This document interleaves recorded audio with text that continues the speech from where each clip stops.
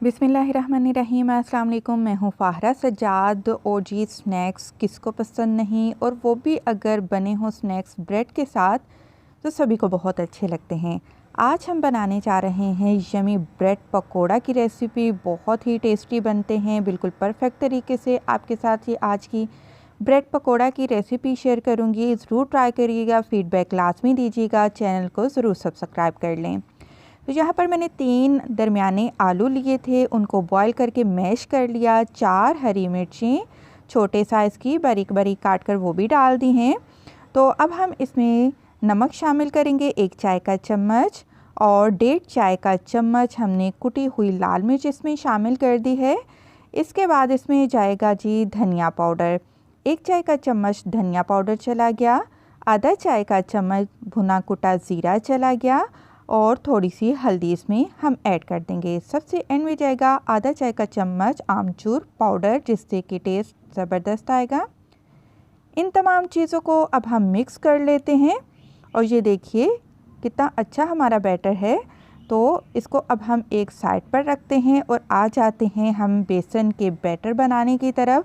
तो 1 कप आपने बेसन लेना है, 1 चाय का चम्मच नमक, 1 चाय का चम्मच लेवल करके लाल मिर्च का पाउडर, थोड़ी सी हम हल्दी डालेंगे, 1 चाय का चम्मच हम सफ़ेद ज़ीरा शामिल करेंगे, और इसमें हम शामिल करेंगे 2 चुटकी ज़र्दा फूड कलर। इससे क्या होता है कि जब पकोड़े बनते हैं वो बहुत ही अट्रैक्टिव लगते हैं, बहुत ही मज़े के दिखते हैं।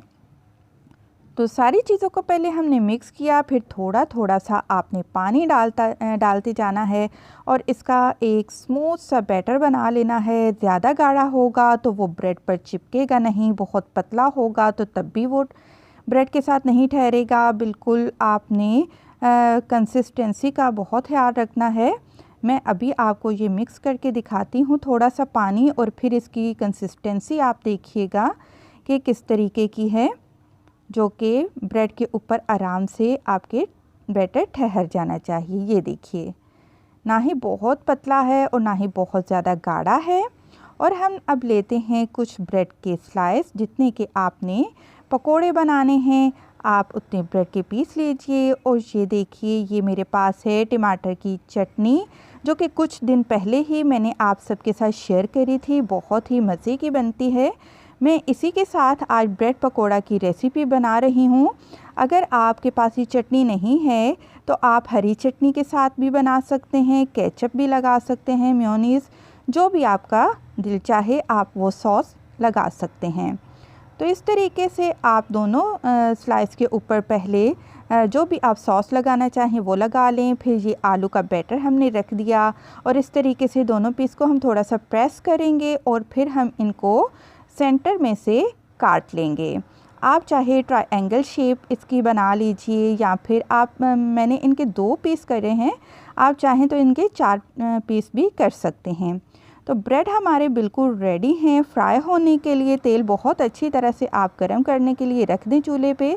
और ये देखिए, जब आपने पकोड़े बनाने हों तो तभी आप बेकिंग सोडा 1/4 चम्मच इसमें ऐड करेंगे। पहले आप बेकिंग सोडा ऐड कर नहीं रखेंगे, वरना जब आप पकोड़े बनाएंगे तो बैटर बहुत ज़्यादा पतला हो जाएगा, जो कि बिल्कुल भी आपके हाथ नहीं आएगा।